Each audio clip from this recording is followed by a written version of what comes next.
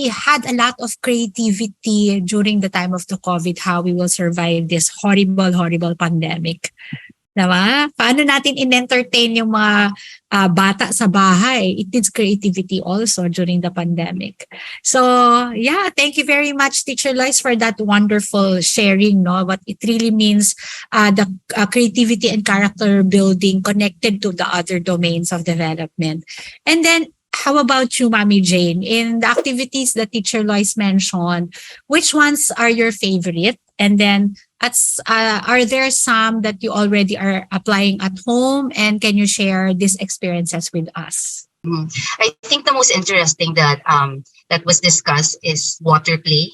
I think we all, lahat tayo, lumaki tayo, mga bata natin, di ba? As simple as the babies in the balde. Di ba, nilagyan natin sila doon, tuwang-tuwa sila. So, from that early on, alam natin, they really love water. Kahit di sila man mag-swimming, ilagay mo lang sila sa pool, naglalaro sila. They do make believe there, di ba? Yung hands like gagano lang nila, hindi nila yung waves na akit baba. So, yeah, first lockdown pa summer nun, di ba?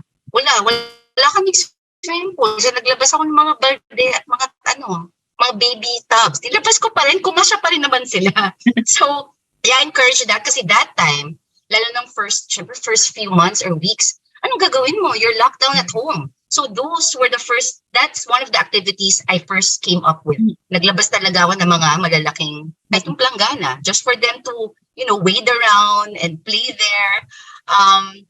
So I think it's also because you have to be very sensitive and observant of the needs of your kids and what they need to have, not they want to have.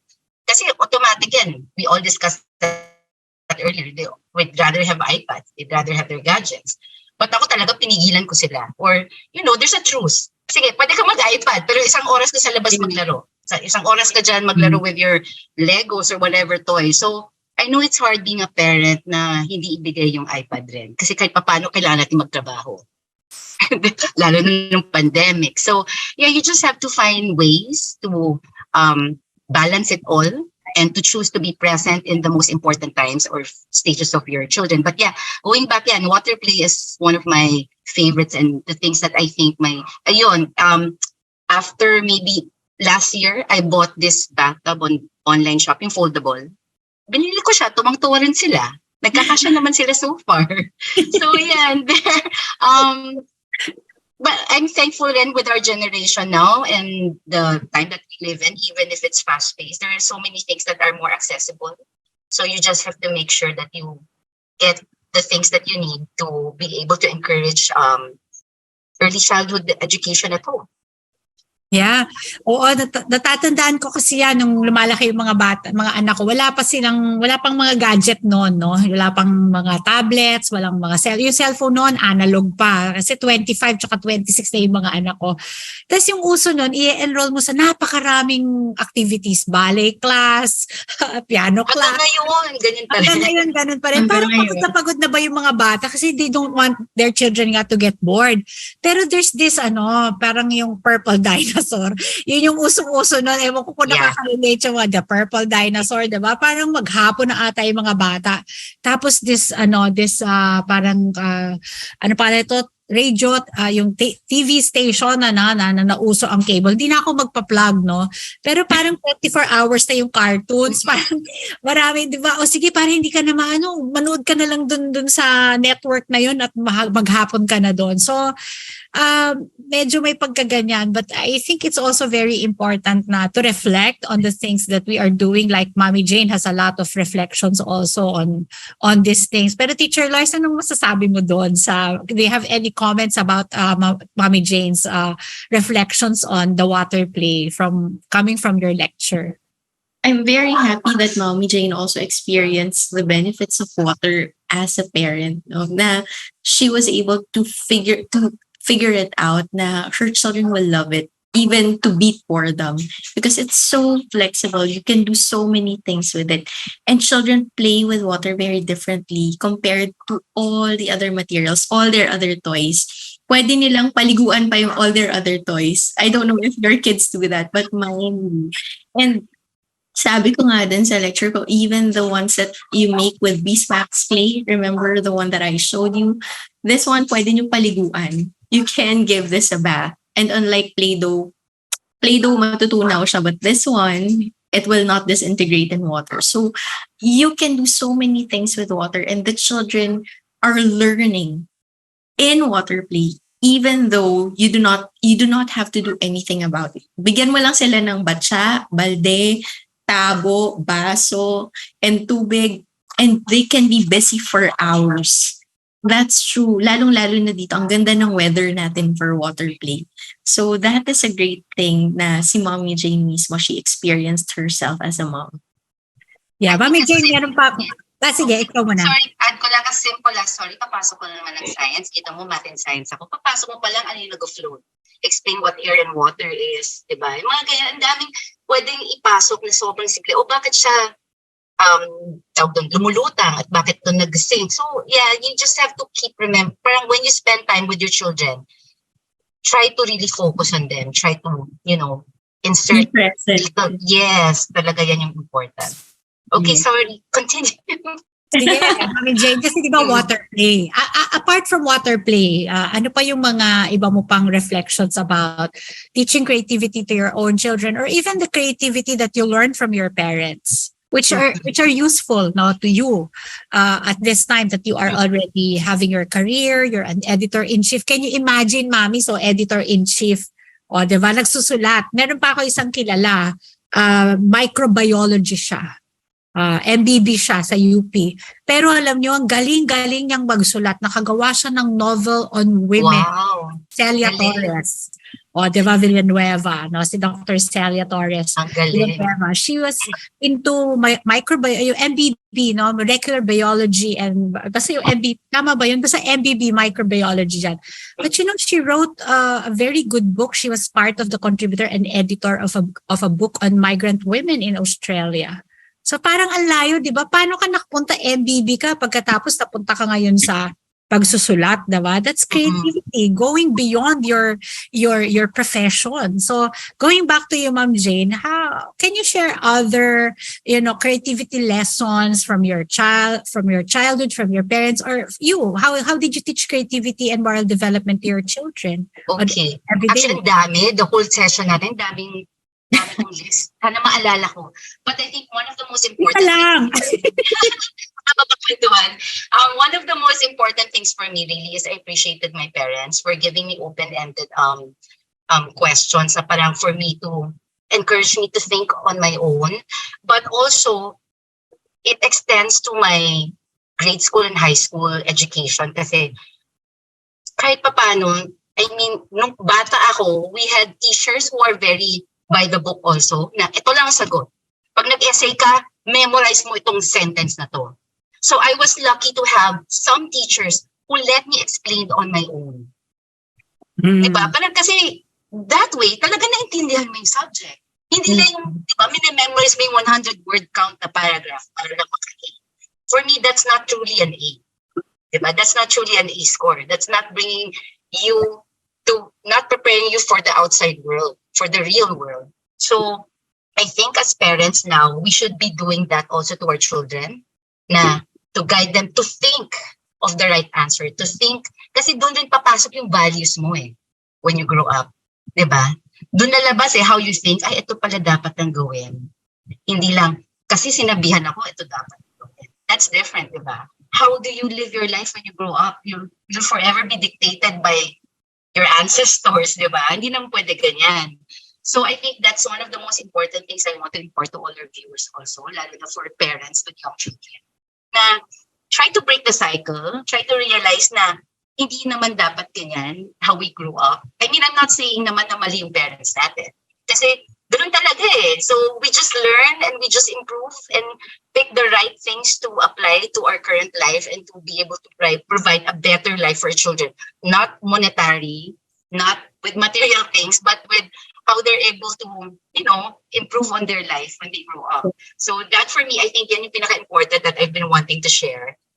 The other thing naman is, I've also said this, boredom, being hurry, like teacher Lois said, so na yun nga, let them be bored. Sobrang important for me talaga to let them be bored. It's really important. And at the same time nga, we also agreed with earlier to be present, to be mindful. I know we're all busy. Kahit ako, aminin ko talaga, minsan talaga sobrang busy talaga ako. But I try to make it up. Like, sorry anak, busy ako kanina, but okay, let's do what we're supposed to do today. To be honest talaga, I have 2 boys and then nakahabol ako ng girl. Iba talaga ang girl for me. I don't know yung experiences ng iba, but my 2 boys are mag-gadgets. Mas hindi ko na-encourage na maging creative, but my youngest talaga, siya yung naghabol sa akin. Like every Saturday, Mom, you promised me Saturday is creative day. So talagang I really sit down with her. Kasi mahilig talaga rin ako. I think I've never been bored because every chance na ma-realize ko, okay, I'm free today. Ang dami kong nabibili kasi ang dami kong nabibili or dami kong nalilista na gusto kong matutunan. Parang, yun nga, parang every day, no matter what age we are in, parang we need to learn, we need to improve. So for me, that's what I spend time on. So I think nakikita nga ng mga anak ko. Another thing that I think will help is, yun nga, you have to be observant with all your children. Kasi iba-iba sila ng personalities. My eldest, kunyari may binili kaming mga DIY na furniture. We built like a shelf, like a table. Automatic yan. Tatawag namin yung panganay, tumulong ka. And he enjoys it. Even if he's playing gadgets, alam mo yung, I'm sure lahat ng parents can relate. Naiinis pa sila pinapatigil natin. Parang, no, you stop, you help us. Tumulong ka dito. But after 5 minutes, makita mo siya na yung nakaupo din. Siya na yung nagbubuting-ting. So, you just have to put your foot down because you know what's best for your children. Lalo na ang eyesight. Aminin yung anak ko 200 na yung grade ng mata. So, alam mo, he's only 13. So, I know, paano kaming mag-asawa, hindi naman nag-eyeglasses. So, ang laki talaga ng effect ng pandemic and with all the gadgets that they've been exposed to. Yeah. So, yun. So, yung panganay ko nga, mahilig magbuting-ting. So, every time may dumating na furniture, we let him help out. Last week, we painted the walls of my daughter with new paint kasi nag-renovate kami. We're fixing again. So she helps out. She would paint with us for an hour. Yun nga, parang you also, hindi mo utusan yung mga ganyan na chores sa bahay. Because diba, practice what you preach. You tell them, but upo ka, utusin mo lang sa katulong or sa driver. So kami mismo mag-asawa, mahilig kasi kami mag-DIY rin. We're very creative in that way. We'd rather do things on our own. So yeah, you'd see us with our youngest daughter painting naman. So that's what she does. And she would even provide, minsan medyo, which is good rin, parang you don't tell them they're wrong. Medyo pabibo na, Mom, I did this. So you point, if it's wrong, you tell them, oh, that's good, but this is better. Pag magaling naman sila, syempre you say naman, ay galing. Minsan talaga, mas magaling pa rin sa amin. So we highlight them also. Parang, oh my gosh, mas magaling pa yung anak natin mag-isip. Parang, and we really honor that. We really tell them na you encourage them to be that way. For a second child naman, he's more tahimik. So, mas ayaw niya maging participative. So, kailangan talagang i-push rin. So, when we push him, minsan umiiyak pa siya na we have to take in the house from gadget time with his friends. Because now nga online, di ba, you can play other games online na. Hindi kailangan magkasama. So, medyo mas mahirap rin to really pull them away from gadget time. But when we do, yun, mas matagal lang na patience is a virtue. Sabi rin ni Teacher Etchel, di ba? Doc Etchel pa. Sabi rin ni Doc Etchel, di ba? Patience is a virtue. So there are children that you really need to give more time to settle down. So when we pull him out, example, tapos bigla nag-Lego siya, it will take him 2 hours na playing with Lego na. So, ganun lang. Pero I think the more kids you have, the more you have to, shift to their level, lalo na pag different age groups. So, yan yung mga advice ko. Napahaba na ba? Okay lang. Madami nga kaming natututunan sa'yo. At saka we like that when you share about your own experiences. O si Teacher Lois naman, pwede naman mag-share about, your reflections about, kasi di ba sa'yo naman early, ilang taon na ba si Hami tsaka si Brie, di ba? Parang 7 ba tsaka 5? Tama ba ako? So talagang hagip yung early childhood. So si Mommy Jane kasi more adolescent stage na. But of course, you built on their early childhood experiences so that you're still learning how to deal with your children. And I think being a parent, you'll always be a parent all your life. So si Teacher Lois naman, kasi malapit na tayo magtapos, no? Ang haba-haba, Rex Education, kulang yung 1 oras. But sige, we want to hear what you've been doing with your children in terms of creativity, kasi those are very important insights, diba? As a parent herself and as an educator, I think it's also important that we hear from Teacher Lois. Thank you, Teacher Etchel. Alam mo, ang ganda ng perspective ni Mommy Jane of seeing her children differently. Diba, na you appreciate that each of your children are different. And you cater to their difference the way that you interact with them. So, as a parent, I am certain that you know your children. And knowing your children is actually key to having that important relationship with them. Because without a relationship with your child, then you wouldn't know how to approach them and give them advice about living their life. Sabi nga ni Mommy Jane kanina, practice what you preach. And in my keynote, I said, live your life the way you would like your children to live theirs. Because no matter how much you say, do this and do that, hindi yun yung nakikita nila eh. What's important is what they see, what they witness, how they observe you living in your life. And then they'd say, these are the things that I like about their lives. And these are the things that I think I need to adapt. And I would also like to emphasize what Mommy Jane said about nag-iiba na yung mundo natin ngayon. The way that our parents raised us are very different from the way we need to raise our children. And right now, what I keep telling parents is give primacy to creativity. Because even though creativity has long been mistaken to be, parang sabi nila hindi naman yung tungkol sa academics eh. When in fact, isipin nyo na lang, sabi nga natin dun sa keynote natin, isipin nyo, there are, kunyari, 1,000 applicants for a single job. And all of them, halimbawa, are summa cum laudes. What would you be looking for? And is it really the grades that you would be looking as someone who would work in partnership with this person, as a business partner, or maybe as an employer? What would you be looking for? Isn't it their brilliance too? What can this person do with us? The way that they approach a problem, the way that they see your work. So that is what we're looking for. That's the kind of people that we're looking for today, and even more so in the future. We're predicting that this would be even more true in the future. So I think we can take from what Mommy Jane said, that live your life the way you would like your children to live theirs, but also give primacy to who they are as individuals. So maganda yun kasi you can guide them well morally. And at the same time, you can push them towards developing their creativity, which I think is the gold standard of future, not really employment, but I think future careers.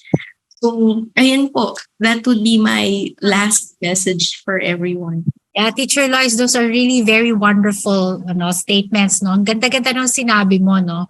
Tsaka yung each child is unique, i-connect natin yan doon sa ating first episode na sabi nga ng lola ko, pag meron kang 5 anak or kahit 2 anak man lang, tingnan mo na lang yung daliri mo, 5 daliri yan, 5 daliri, kamay mo, 5 daliri yan, iba-iba yung hugis, iba-iba yung sizes, iba-iba din yung capability niyan. Hindi mo pwedeng ipagawa kay hinlalaki yung magiging gagawin lang ni hintuturo. So, some children would need much help. Some children would need lesser help in doing things. So, kaya mahalaga na kilalanin natin yung mga anak natin, and paano natin sila kikilalanin kung parati natin silang, uy, dalian mo yan, hurry. No? The words of Teacher Lois kanina na sabi niya, ang kalaban talaga natin sa modern world ngayon ay nagmamadali tayo lahat. Tatanungin natin, ano bang hinahabol natin talaga? Which is most important for all of us as parents. No? Kaya, ganun natin sana tinitingnan yung mga bagay-bagay. And I'm so happy that Rex Education is providing us this opportunity to talk about what is true to us, what is real to us, what is useful to us. Tsaka gusto ko rin yung sinabing Teacher Lois, alam mo, Mommy Jane, hindi kailangan na summa cum laude or may Latin honors yung mga anak natin. Huwag tayo maging masyadong grade conscious. Dapat first honor ka agad. No? Of course, we want them to excel academically kasi malaking bagay din yan. Pero tama si Teacher Lois, kung 100 summa cum laude kayo, what makes you stand? And I think the contents of our curriculum will change every now and then. Kasi nga sinasabi nila, no, because we are in a digital world, we are in the fourth industrial revolution actually. Ano yan parang yung kung alam mo nung first year ka, hindi mo na yan alam pag third year ka. Nagiging obsolete. But there is something that will never be obsolete. Our critical thinking skills, our creativity, and our being, good people. We need good people every time. So when you look at human history, di ba? Ano ba yung mahalaga doon? Yung mahalaga yung mabuting tao tayo at very creative tayo. And this world will survive with so many creative people and good people at the same time.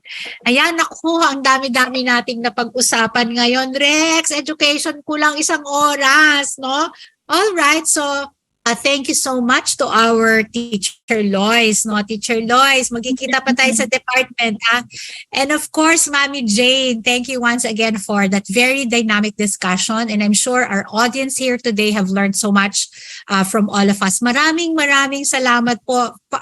Last words, Teacher Lois, before we close this, discussion, and also last words from Mommy Jane. Last words, be happily bored with your children. Be happily bored with your children pala. With. Emphasis on with. Okay. Mommy Jane. Last word, ang hirap.